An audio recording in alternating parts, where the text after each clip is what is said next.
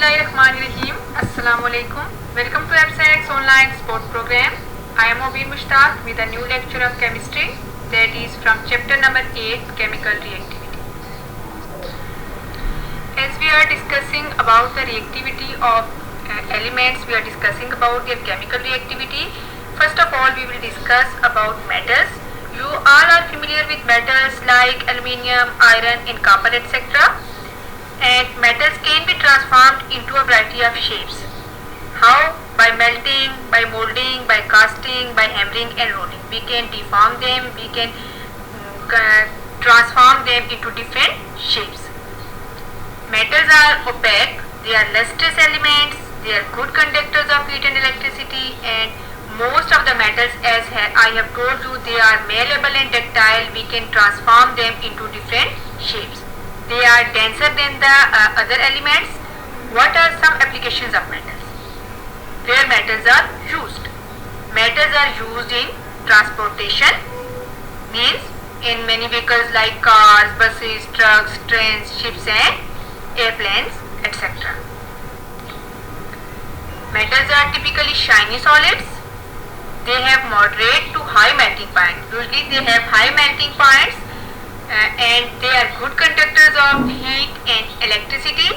They tend to lose electrons. As we have already discussed, the elements which have ability to lose or gain electrons in a chemical reaction, these elements are highly reactive elements. Metals are also reactive. Why? Because they have the tendency to lose electrons. In the periodic table you can see metals occupy left and lower 3/4 of the periodic table. Look at the position of metals in periodic table. You can see the metals are in the blue color. All the blocks which are in blue color, they are metals. There are other elements also present like metallites and non-metals, but we are discussing about the metals and we are discussing about the position of metals in the periodic table. You can see here from lithium, starting from the lithium, that is the first group, first A, alkali metals, then alkaline earth metals, and transition metals are also present in lanthanides and actinides, which are also the metals. So the metals occupy left and lower 3/4 of the periodic table. They are typically shiny solids. They have moderate to high melting points. They are good conductors of heat and electricity, and they tend to lose electrons in the chemical reaction. Here are some physical properties of metals. They are ductile. They are malleable. We have already discussed.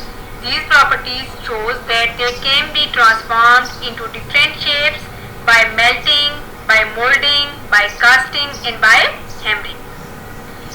They are good conductors of heat and electricity. Good conductors of heat and electricity. They are shiny, they have shiny surfaces, they are lustrous, they have high melting and boiling points, they have high density than the other elements, and they have high strength. These are the some physical properties of metals. And chemically metals are very reactive. And why they are reactive? Because metals tends to lose electrons. They can lose electron easily. That's why they are highly reactive. So after discussing about the metals, there is assignment for you students. You have to describe the position of metals in the periodic table. You can draw the periodic table to show the position of metal in the periodic table, and also write and learn some properties of metals. This is all about today. Allah.